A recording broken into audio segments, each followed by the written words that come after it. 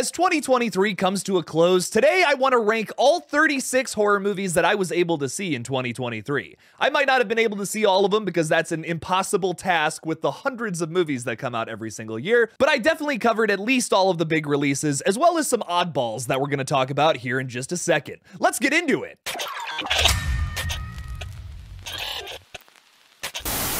Before I talk about all these movies, I do want to say these are just my unfiltered thoughts about how I feel about a lot of these movies. If there's something that's towards the bottom of my list that you really liked, that's all good. That's why there's a comment section on this video. I don't want this page or this video to come off as like an echo chamber of this is the correct way to rank movies or something. No, the fun of this page is that everyone gets to voice their opinions. That's the fun of movie talk, as long as some of y'all don't make it toxic. Now let's get into this.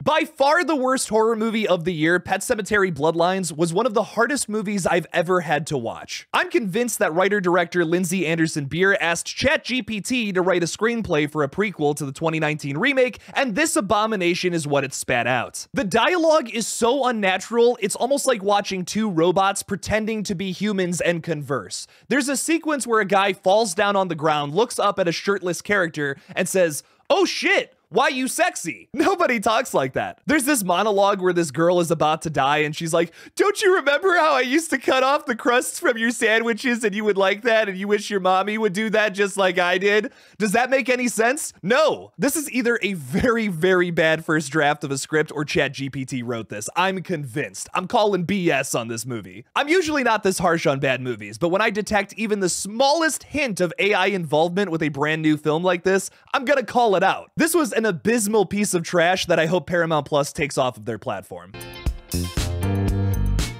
The worst thing a movie can be, besides being written by AI, is being just flat out boring. Knock at the Cabin is about a family who must make a deadly choice that will either end the world or save it. This movie is like being forced to sit in the other room while your friends watch a cool disaster movie. You're forced to sit in this cabin with these boring characters while all this apocalyptic cool stuff happens outside that you only really get to see on the TV. An attempt is made by Shyamalan to keep your interest where the characters start to do this to themselves for some thematic reason, but it doesn't really work for me. The decision made at the end of this film by our main characters just isn't worth the 90-minute wait it takes to get there, because that's all that happens in this movie, and it's wildly predictable. This was a slow, boring, and almost completely uneventful film that I just don't know why it got made. M. Night Shyamalan, what happened, dude?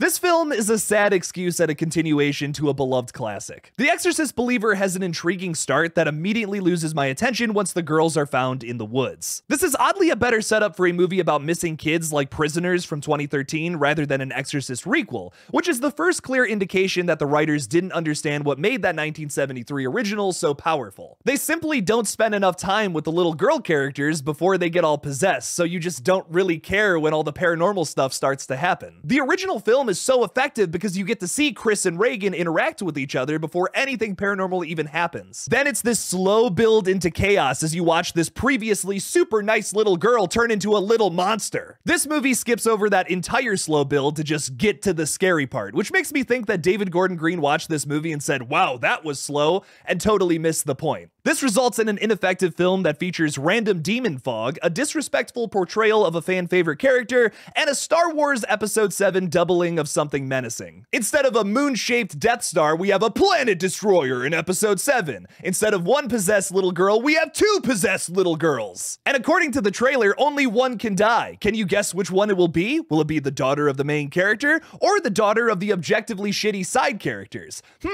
I wonder. This was such a bad, predictable misfire. Blumhouse, please don't make any more of these.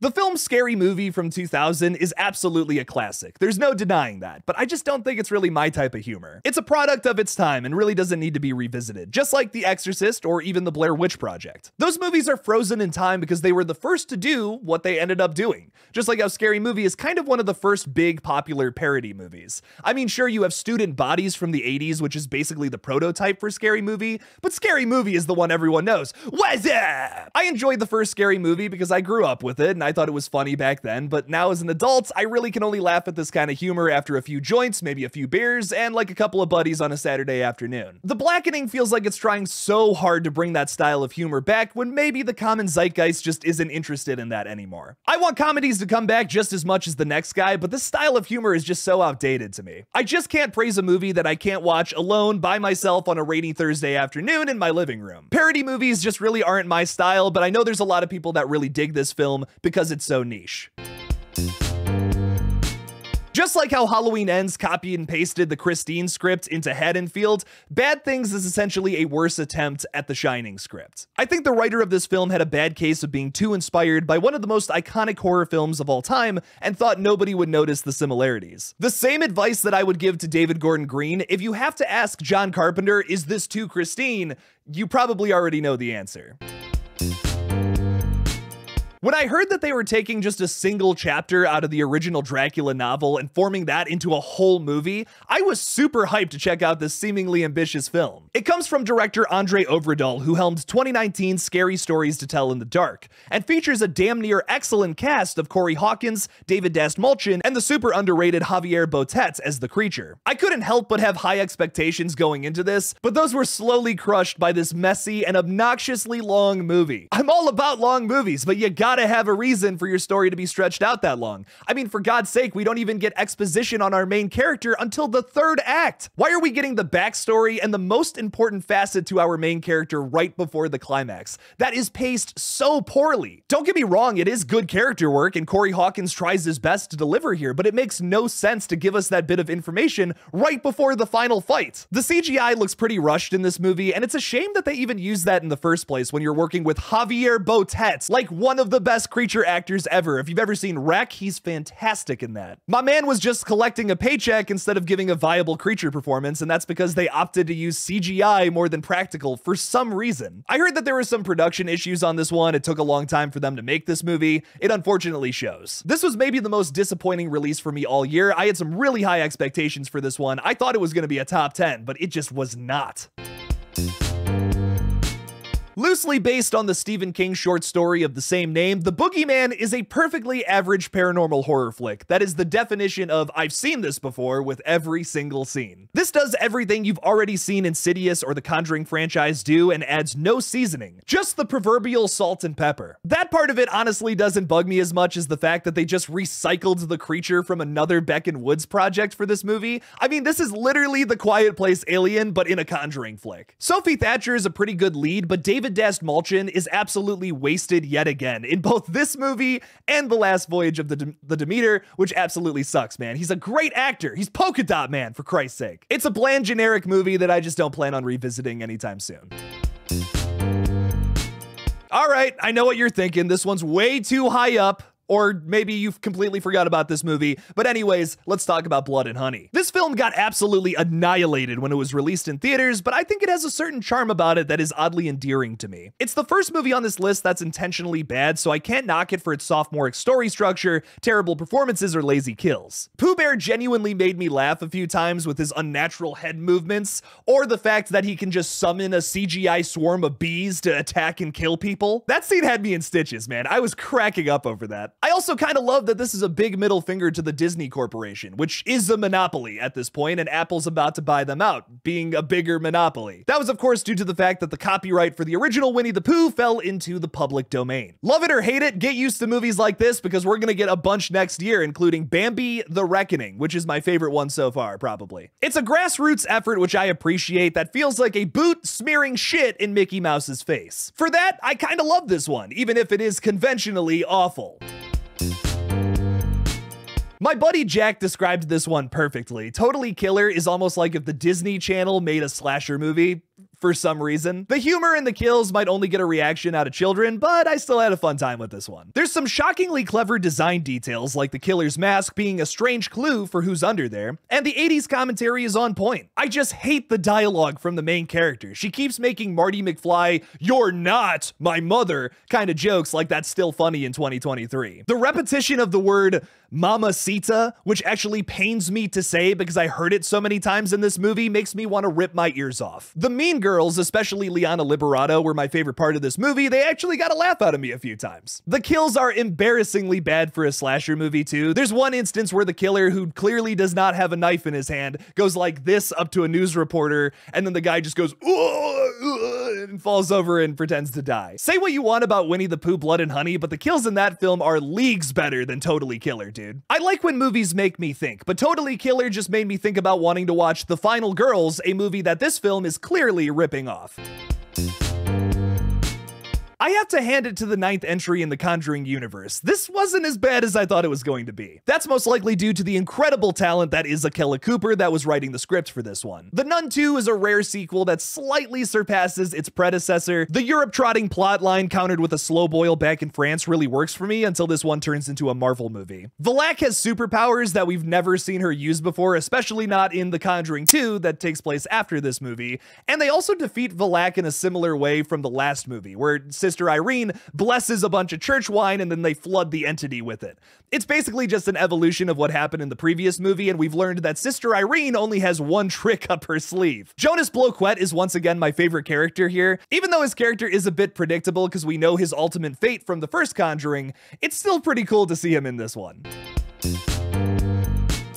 The most successful horror movie in Blumhouse history is this piece of plastic. The Five Nights at Freddy's movie has some excellent puppet designs, coming from the Jim Henson's Creature Shop, so that should be no surprise. But besides that, pretty much everything else this movie has to offer is just a fail in my opinion. Matthew Lillard doesn't really do anything exceptional here unless you're a Scream fan who wants to see the prototype for another Stu Macher reveal. Josh Hutcherson is just fine as the lead, and the rest of the cast is either working with a bad script or had a bad day shooting. Every single performance in this movie, besides Josh Hutcherson, who is mostly grounded, just seems so uninspired. Elizabeth Lail especially is all over the place with her character and cannot keep anything consistent. It's so jarring how over the top some of these characters are when your lead is so grounded in reality. It just doesn't make any sense. The animatronics never come off as scary to me, unlike how they do in the video game, which made me never want to set foot inside of a Chuck E. Cheese ever again. Why are they building a fort with these abominations? There are dead children stuffed into these metal suits. I think for gateway horror, this just really boring. Like, a lot of people said, oh, this is great gateway horror. No, kids have to be scared by something in a movie. There's nothing scary in this film. It is a movie made for children. The fact that it's PG-13 is honestly shocking to me. The reason the Five Nights at Freddy's video game is so popular is because it scared kids, including myself. This movie really is not scaring anybody, but it is making a lot of money off of a popular IP. Despite my overall thoughts on this film though, I'm really happy for Emma Tammy, the director of this film, who is now the most successful female director of a horror film. I hope she wears that badge with pride. On a cold February afternoon, I drove 2 hours to Columbus, Ohio to see a movie that was being described as the best found footage flick ever. As a huge fan of this dwindling subgenre, I was going into this one with some high expectations after hearing many trusted critics from Bloody Disgusting talk so positively about the underground effort. Unfortunately, this is the movie that made me say I'm not driving more than an hour to review a film anymore. A clear draw to found footage movies is the fact that they don't give you every piece of the puzzle. There are a lot of things usually left up to interpretation, and that's a big fun part of it, but there is always a story to follow at its core. Paranormal Activity is a great example of this. The Outwaters, though, is an experiment giving you the least amount possible, more than I've ever seen a found footage suppress from the audience. The majority of this film can only be seen through a small flashlight bouncing around the desert, and then nothing really happens besides some crazy sci-fi stuff that's hardly explained. On top of that, there wasn't even really one jump or creepy image in this movie that made me felt scared. I was just bored by the time we got to the end of this one. While it's impossible to follow the plot of this movie or even remember any of the characters' names, I do feel like if I found a camcorder out in the middle of the desert and it was like from some people who died out there, a lot of this is probably what you would find on there. I mostly appreciate that aspect to this film, but that's muddled by all of the sci-fi elements that completely shatter the illusion. On top of that, the effects are some of the worst I've seen in a movie all year. Even the ending sequence where the guy cuts off his member with a shark tooth, once again, for some reason, it just doesn't look good. It looks so fake. This was a bit too ambitious of a project for the clearly low budget they had to make this. But I do respect this movie for trying all of this out, which is why it ranks so high on my list. Although this didn't work for me, Skinamarink tries something similar and works a little better in my opinion. We'll talk about that one in a bit though.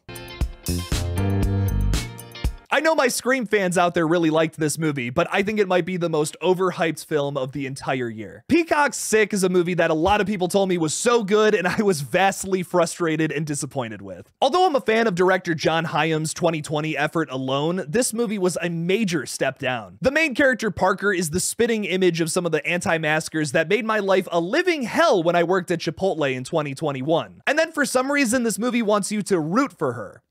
What? Don't get me wrong, it's an excellent representation of people who pissed off a lot of fast food workers the last couple of years, but why are you making me root for her? That makes no sense. The friend character should have been the focal point of this, and Parker should have been the dumb character that dies at the very beginning. Parker is absolutely not final girl material. I will die on that hill. I was shocked to see that Kevin Williamson has a writing and producing credit on this movie when it's just so lazy. I mean, it literally rips the same twist from Scream 2 and is inaccurate to something that only happened 3 years ago. This movie takes place in April of 2020, just a month after the pandemic started, and somehow our main killers have at-home tests, something that the FDA didn't approve until November. It's possibly the laziest writing I've ever seen for a period piece, considering this just happened a couple years ago. How do you get that wrong? Besides one epic chase scene that challenges anything we've seen in the most recent Scream films, this movie was beyond frustrating for me. I will never watch this again.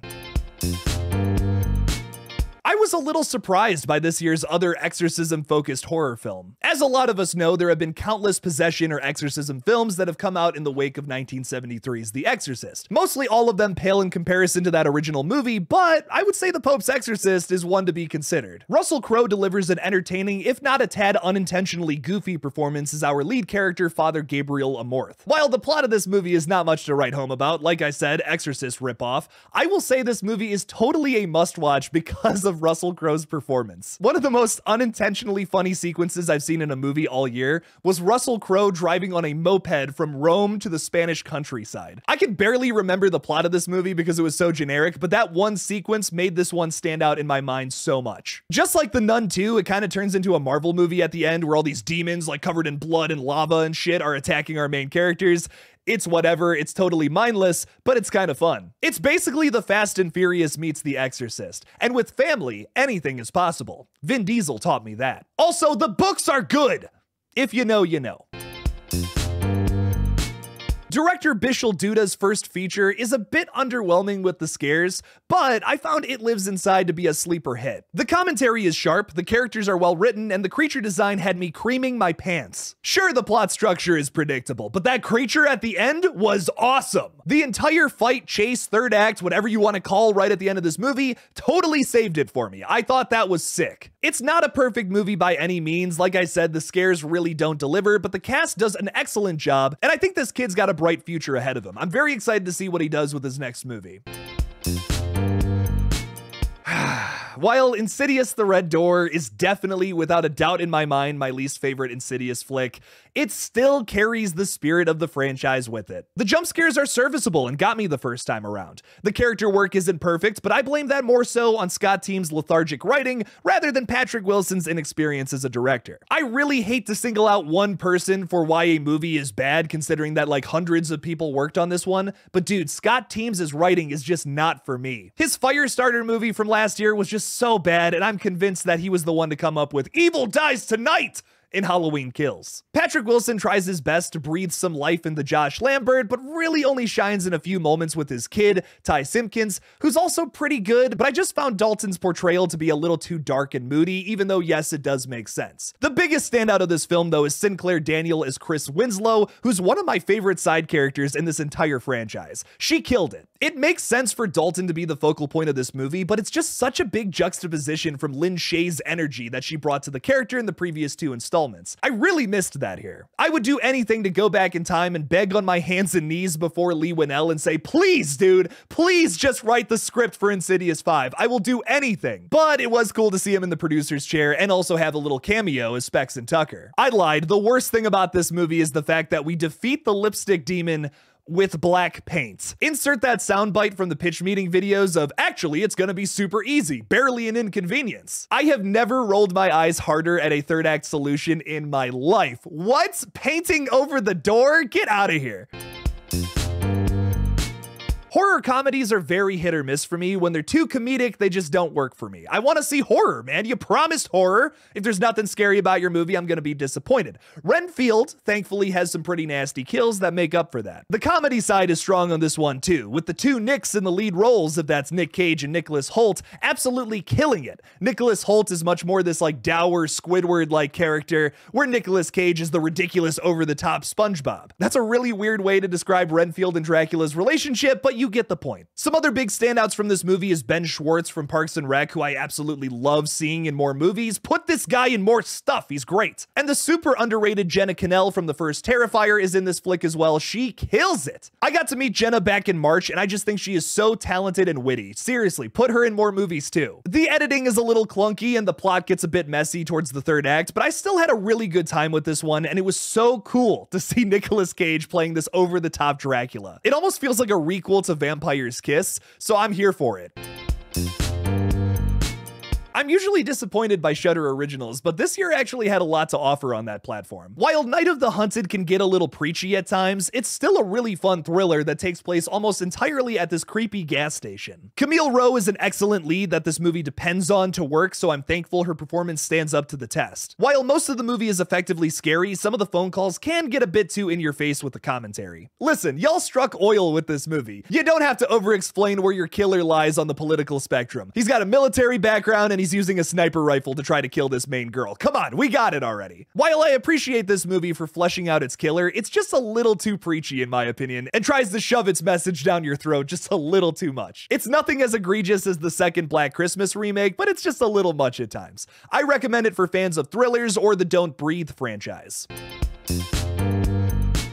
When I heard that Michael Kennedy, the screenwriter for Freaky, and Tyler McIntyre, who directed Tragedy Girls, a very underrated movie that I'm a big fan of, were coming together to make a horror slasher parody of It's a Wonderful Life, I was over the moon about this. Knife is a mostly excellent horror comedy parody of It's a Wonderful Life. It stumbles a bit in the third act, but for the most part, I had a really good time with this one. The big thing about it is that it's purposefully mediocre. There are entire moments of this that feel like a Hallmark Christmas movie, but then a slasher villain comes in and starts stabbing the shit out of people, getting covered in blood. It's awesome. That kind of juxtaposition was fantastic to watch on screen. The other thing I really enjoyed about this movie is that the killer is very obvious. Like, there's nobody else at the beginning that you're thinking could be the killer besides Justin Long, who is lemon-scented evil, and it's in your face. I love it. It's fantastically played for laughs though, because when Winnie wishes she was never born, she gets transported to a dimension where she never stopped the killer, and a year later no one has figured out that Justin Long is the killer. That's so funny. The first half of this movie was fantastic. It was a great distortion of the typical whodunit slasher formula that is very Scream inspired, but that is also one of its biggest crutches. Later on in the film, they try to throw way too many twists at you, like saying that Joel McHale was a killer the entire time too. I'm just not buying that. This was another movie where I feel like they struck oil, but they just overcomplicated it with the ending.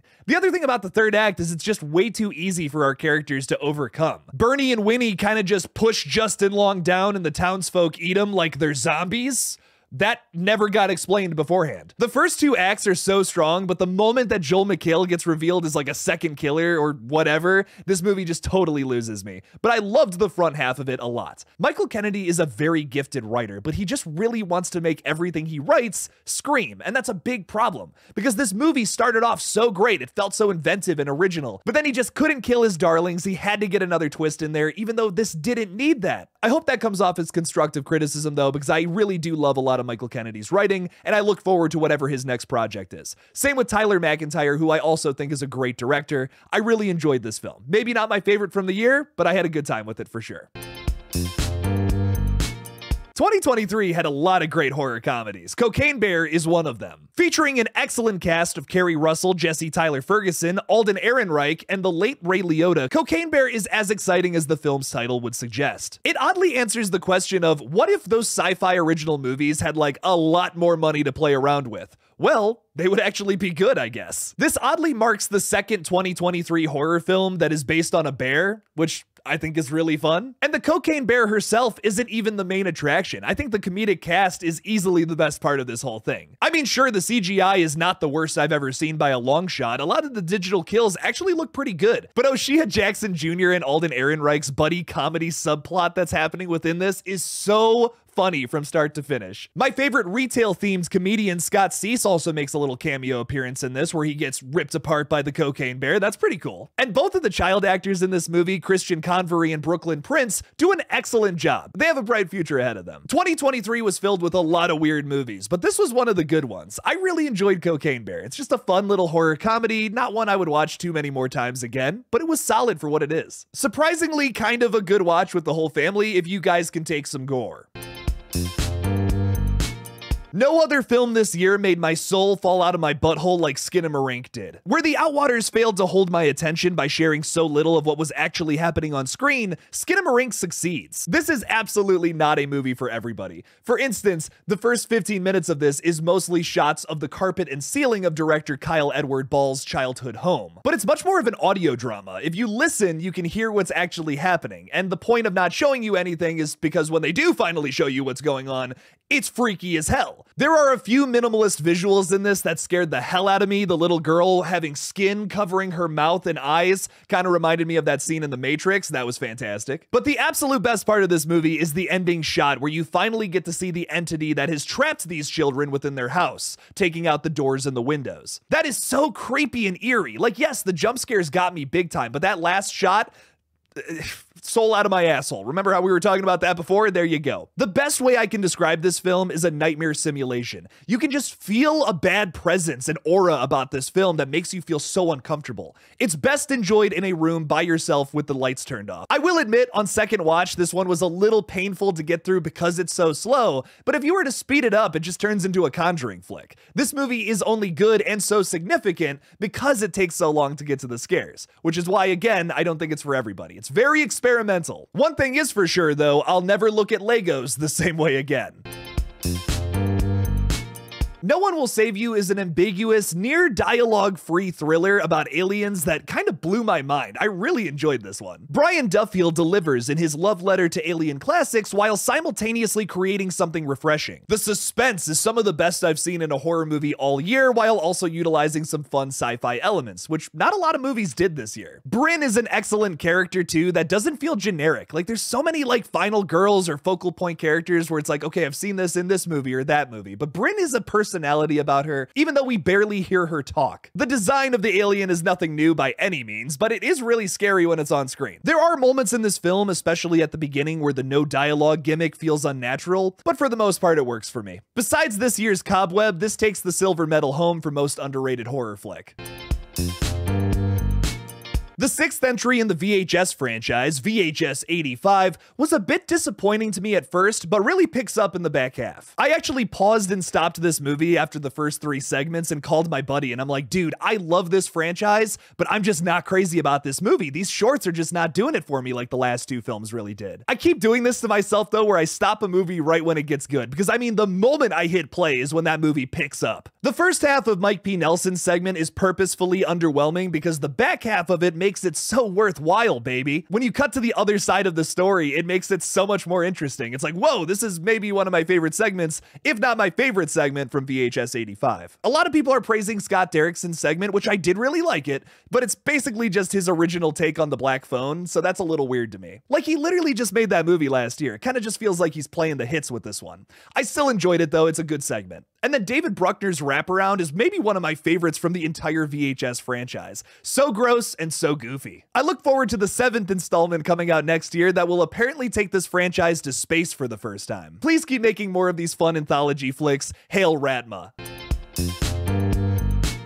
Although I think I got a little too overhyped on When Evil Lurks, this still is an excellent horror flick. I have no notes for the first hour of this movie. Like, fantastic all around. The characters are great, the violence and the gore is disgusting, everything you could possibly want from a horror flick. Great stuff. That sequence where the girl gets attacked by the dog is one of the most vicious things I've seen in a horror movie all year. Really, my only criticism of this film, and because the next like 12 movies I'm about to talk about are just so good, that's why this one lands here, I just feel like it falls falls into this repetitive rhythm with all the scary children at the end of the movie. It's the same issue I have with Rob Zombie's Halloween. Like, there's a point in that movie where it's just nonsensical brutality and you don't even feel anything. It's just way too much. It's like instead of eating a piece of candy, just having the sugar race into your face, like a whole heap of it thrown at you. That third act just kind of loses me a little bit, but besides that, I really enjoyed When Evil Lurks, and I totally get why a lot of people love this movie. From this point onwards, I think everything is a must-watch for 2023 horror. Cobweb might not be a groundbreaking horror film by any means, but it's one of the best Blumhouse-style horror movies ever. And it's not even from that studio, which makes it even funnier. It's not reinventing the wheel, but it rolls it well. Cobweb is perfectly cast, featuring Anthony Starr, better known as Homelander, Lizzie Kaplan, who some of you might recognize from Cloverfield, Cleopatra Coleman from one of my favorite 2023 horror films, and Woody Norman in the lead role. A lot of this movie relies on Woody's performance, and because he's such an excellent child actor, this movie succeeds. The script is tight and nearly flawless, and I still don't understand why they released this during Barbenheimer weekend, when of course it was going to flop. This would have been a perfect fall release, considering that an integral part of the plot is the rotting pumpkins in the backyard of their house. This would have taken the horror community by storm, just like last year's Smile or Barbarian if it had been released on a better weekend. Any other weekend, honestly, besides Barbenheimer weekend. What? It's a very ambitious movie, just like Barbarian, which is why it might not work for everybody, but all of the twists and turns were really fun to me. It's all set up very well too, like nothing feels completely out of place, like everything was set up from something that happened previously, i.e. the rat poison. I know that not a lot of you have seen this movie, so please rent this. This is so good. Like if you watch nothing else from this list, watch Cobweb. This is so enjoyable.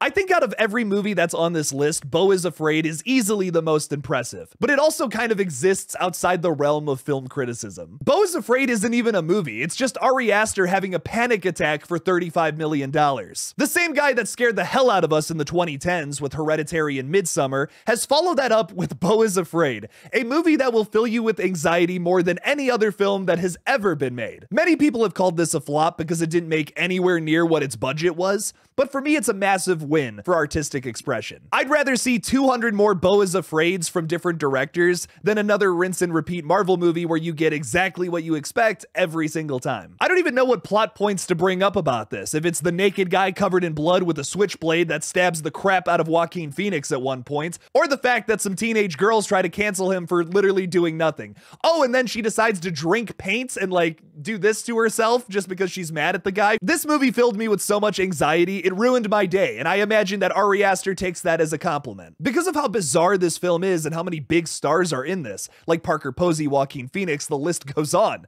there will never be another film quite like this. It ranks at 11 because I'll probably never watch this movie again. I mean, I think it was intended to not be watched more than once. On a final note, if you're friends with Ari Aster, please give him a call, give him a hug, ask him to go to therapy, something. I'm really worried about the guy after watching this movie. Breaking into the top 10 is my favorite horror comedy of 2023, Mithrigan. This was a big surprise to me. Honestly, from the trailer, I thought this was just gonna be like a TikTok movie made for people who watch TikTok all day, but it really wasn't. In fact, it was weirdly the opposite of that, kind of having commentary on how it's a bad thing to just stick a phone in a toddler's face. That commentary is sharp and fantastic here. It might be a PG-13 horror through and through, but it also features some bizarro Adult Swim infomercial style of humor that hooked me right from the opening. What can I say? I'm a huge fan of Too Many Cooks and Broom Shakalaka. That crap's funny, man. It's that humor mixed with that sharp commentary that gives Megan this undeniable great vibe about it that I absolutely fell in love with. Hats off to Gerard Johnstone and Akela Cooper for making an excellent killer doll flick that rivals Chucky in my opinion. Well, at least the nonsensical sandbox that Don Mancini calls the Chucky TV show. This is way better than that in every facet. At least one killer doll franchise is getting it right these days. Bring on Megan 2.0!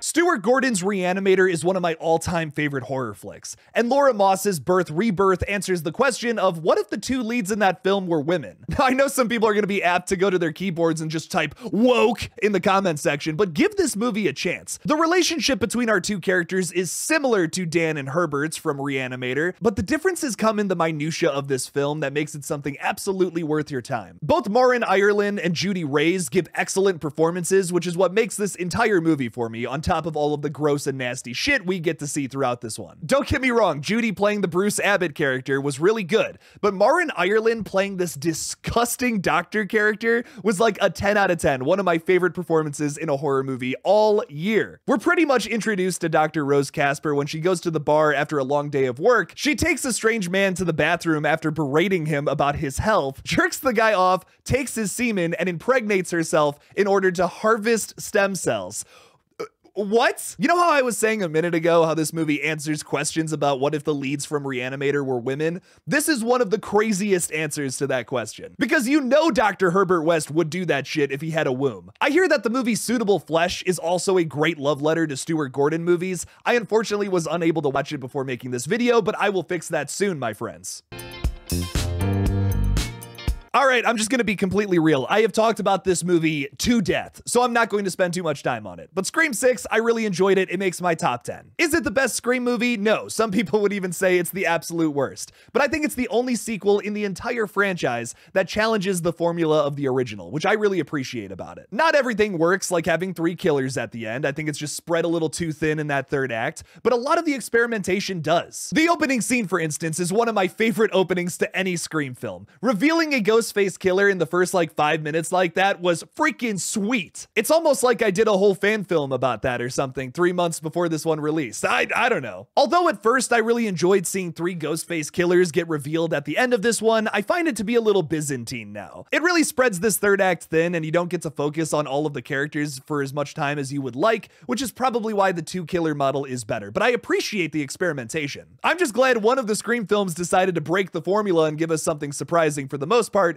even if the killer reveal was pretty obvious. Scream has always been a food for thought franchise for me, and both 5 and 6 add a lot to the conversation that is Scream. I'm a huge fan of the writing on these movies because it gives you a lot to think about, and that's all I wanted from Screams 5 and 6. They absolutely delivered on those aspects, 6 even more than 5 in my opinion. I really appreciate what Radio Silence was able to do with those last 2 movies, even if the next one is in total turmoil. Mixing multiple flavors from different paranormal horror flicks like Evil Dead and Insidious, Talk to Me is absolutely shocking and eerie. Unlike most of its competitors, Danny and Michael Filippo's debut feature never utilizes jump scares to shock its audience. The movie is much more about creepy visuals and uncomfortable, hard-to-watch scenarios that leave the viewer's skin crawling. Not only does the horror deliver in Talk to Me, but I loved all of the characters. It felt like I was right back in a fucked up version of high school. Sophie Wilde as Mia is a fantastic lead. I'm excited to see her in more horror movies. And from The Lord of the Rings, Miranda Otto's protective mom character is so well done. I feel like every emotion that our YouTuber pals from behind the camera wanted to express got across with Talk to Me. The existential dread of this movie still haunts me to this day, especially with the ambiguous ending of this one that just feels so cold and dark. I cannot wait for the sequel and any other movies that Danny and Michael helm in the future. Eli Roth's long-awaited return to horror did not disappoint. This purposefully cheesy, over-the-top slasher overflows with dark humor and elaborate kill sequences. The Black Friday opening scene alone is enough to hook you on this one, but the kills throughout are all very consistent. I love how all the townsfolk are basically killing each other to get a free waffle iron at the beginning of this movie, and then at no point throughout the rest of this film is this even mentioned or utilized. Like, that's how insignificant this opening scene was, and people died over it. I love when a movie is able to hook me like right from the get-go, and Thanksgiving is a prime example of that. I also really appreciate that Thanksgiving didn't just copy and paste all of the kills from the 2007 faux trailer that it's based off of from the Grindhouse event that was a total flop, admittedly. It reinvents a lot of those kills, like the trampoline sequence, for instance, which is still so hard to watch, that knife go right through that girl's foot. Ugh. Many have compared this one to I Know What You Did Last Summer, but it feels a lot more like 1982's Pieces, a movie that Eli Roth has notably gone on record to say that he loves. It has that same Grindhouse camp and erratic tone to it that I just absolutely loved. This movie is chaos in every sense of the word, and it does not stop until the very end. I really enjoyed this new extension of Grindhouse, and I hope that Rob Zombie is able to make his Werewolf Women of the SS movie one day. Fingers crossed. David Slade, the director of 30 Days of Night, one of the best vampire movies ever made, came out with a feature this year. And like, only Drum Dums is talking about it. What gives? I unfortunately waited until December to watch this movie because there just wasn't that much hype surrounding it, and I'm so sad that I did that. If I would have watched this in October when it released, I would have been raving about it throughout the rest of the year. Dark Harvest is the best play on your typical slasher formula that I've seen in recent memory. Opposed to some Pumpkinhead-esque monster attacking a bunch of stupid teenagers, we see the opposite of that here. In a small Midwestern town, a deadly annual ritual unfolds when the nightmarish Sawtooth Jack rises from the cornfields to battle the town's teenage boys. The town starves its teenage boys so that they can fight this monster so it doesn't like overtake their town. It takes a big swing, but it definitely works. Some of the digital effects on this one are a little shoddy, and I imagine with a bigger budget, this could have been even better. But I still loved Dark Harvest for what it is. It is easily one of the best horror movies of the year. Check this one out on VOD. I have always really enjoyed the Saw franchise, but it wasn't until this year's Saw X that I fell in love with it. Saw X unveils a whole new side to John Kramer versus the typical Batman supervillain we've seen in previous installments. We see him as a human being for the first 30 minutes of this one, simply looking for a glimmer of hope in a situation that seems all too dire. Where Don't Breathe 2 failed to make audiences root for its central antagonist, Saw X succeeds by creating an even more despicable villain in Cecilia Peterson. The biggest element to Saw X that I love is that it adds a whole new layer to the Saw franchise that has never really been present before. This emotional layer that makes you kind of feel bad for John. Cecilia is such a scumbag, you just want her to die so bad. But in the words of John Kramer, this is not retribution, it's a reawakening. Which is why I love that Cecilia Peterson lives through this movie. It's frustrating in the best way possible, because that's not John's intention. He doesn't want to kill these people, he wants them to realize that what they've done is wrong. With Saw 11 coming out next year, I don't think we've seen the last of Cecilia Peterson though, so her chances of survival are lower than we think. I absolutely loved Saw X. It's one of the few great franchise continuations to come out this year.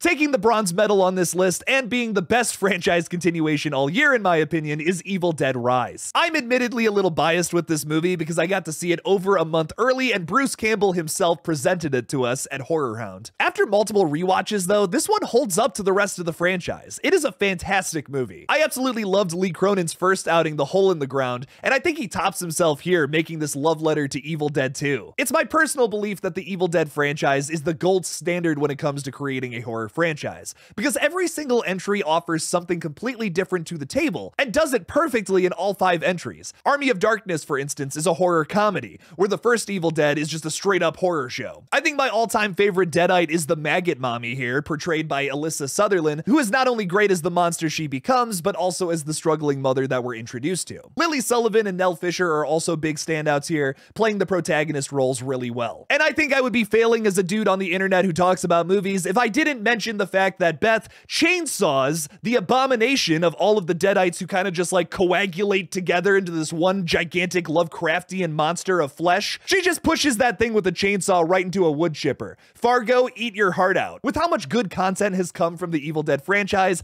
it's simply impossible for me to rank all 5 of these movies. But I love this one, and I'm hoping this streak doesn't break with whatever comes next. Now this video's already getting to be like 40 minutes long, but I could genuinely do an hour-long video just on Infinity Pool. Brandon Cronenberg's third feature has so much to say about foreigners dicking around in countries where they probably shouldn't be, and it's also the director externalizing feelings he has about certain reviews written about his movies. There's a clear commentary on how his 2012 feature Antiviral was received, with many citing that it only had attention thrown towards it due to his namesake. While yes, Brandon and David Cronenberg have a similar style in their movies, I would say it's a different approach overall though. David Cronenberg is usually using the body horror as some kind of metaphor for whatever crazy thing he's commenting on, where sex and violence is the solution. The horror in Brandon Cronenberg movies though just comes from the sci-fi situation overall. Possessor and Infinity Pool are testaments to that. I would even go so far as to say that Brandon Cronenberg movies push the envelope even farther than his father's films, going into darker regions with a sci-fi lens. This might be a hot take, but I actually prefer Infinity Pool and Possessor over like Crimes of the Future, which is David Cronenberg's new movie. movie. I still really like that one, and I'll gush about it all day, but man, Infinity Pool is an all-timer for me. While this is a very complex movie with everything that it deals with, it can really just be summed up as Mia Goth fucking with Alexander Skarsgård for like 90 minutes. While nothing can supersede her performance in last year's Pearl, Mia Goth is a psychopath in this movie. The character Gabby is absolutely insane, breaking down Alexander Skarsgård's character James with constant cloning, ayahuasca-inspired psychedelics, and making him kill a maybe clone of himself during the climax. That last thing I was talking about results in one of the weirdest shots in horror I've maybe ever seen in my entire life, where Mia Goth rubs some of the blood off of the clone's head onto her breast and makes James suck upon her teat. I've never been so disgusted and turned on at the same time. What the fuck, Brandon Cronenberg? One of my favorite elements to Infinity Pool, though, is the way that it views cloning in the most bleak way imaginable. I've never really thought about how traumatizing it would be to kill something that looks exactly like me. This movie has unlocked a brand new form of anxiety in my brain, and I hate it. On top of that, slowly watching the humanity drain from the character of James is something that I will never get sick of. I think this movie is like a 10 out of 10 masterpiece. Brandon Cronenberg is my favorite director in the space right now, and I eagerly await whatever he does next. Bring it on, dude. For those of you who haven't seen this film, you might argue that Godzilla isn't a horror movie, but I promise you after the first 10 minutes of Godzilla Minus One, you will quickly change your mind. Not only is this across the board the best movie to release in 2023, even outside the realm of horror, it's just my favorite Godzilla flick ever. This Jaws-inspired spiritual sequel to the original Godzilla from 1954 is superb in every facet. The characters, the effects, the story, and the range of emotions this one film was able to hit makes it my favorite horror film of the year. I loved the nods to Jaws, especially in the beginning, where our characters are fighting Godzilla with exploding barrels. What's hilarious about this is it doesn't work to kill Godzilla. I feel like that's the filmmaker saying, oh, this is gonna be a lot worse than that tiny shark from that other movie. I love the clear confidence this movie has. I think there's so many American blockbusters that come out that are so afraid to offend modern audiences. Godzilla Minus One doesn't give a shit. It knows it's good and proudly presents itself on a silver platter. Hollywood should take notes and spend a little longer than a year on their blockbusters, because that's why this one is so good. It's also a genius commentary that hones in on the people of post-war Japan who kind of resented their government. Did I say kind of? Not only do I feel like I learned a lot about history, but I had fun doing it, which is not something I say often. Not much of a world history buff myself, but I do love horror history. That stuff's fun. The Godzilla sequences are perfectly placed between the human narrative, and every scene efficiently moves the story forward. People have criticized the acting in this one as being too melodramatic, but I think it works considering the situation. Like, the entire country of Japan is going to be destroyed by this gigantic lizard unless they do something about it. The melodrama also doesn't really come in until the third act. It's a slow boil, and it really works for me. I know the American Godzilla X Kong: The New Empire is going to pale in comparison to this one because Hollywood just doesn't know what the hell they're doing right now, but I hope that they take notes from this movie that is being praised out the wazoo, and it's deserving of it. Well, ladies and gentlemen, I'm losing my voice if you couldn't already tell, but what did you think about this list? What does your list look like? Throw it down in the comments below. Thanks for watching. I'm not going to do the whole thing at the end of this video. I'm sorry. I'm so tired, ladies and gentlemen. This was way too much. I'm probably not going to do another big video essay like this unless this one takes off. Fingers crossed. I would love to make more videos like this opposed to the updates I do, but that all depends on you guys. Thanks for watching again, and as always, don't forget to kill it out there, y'all.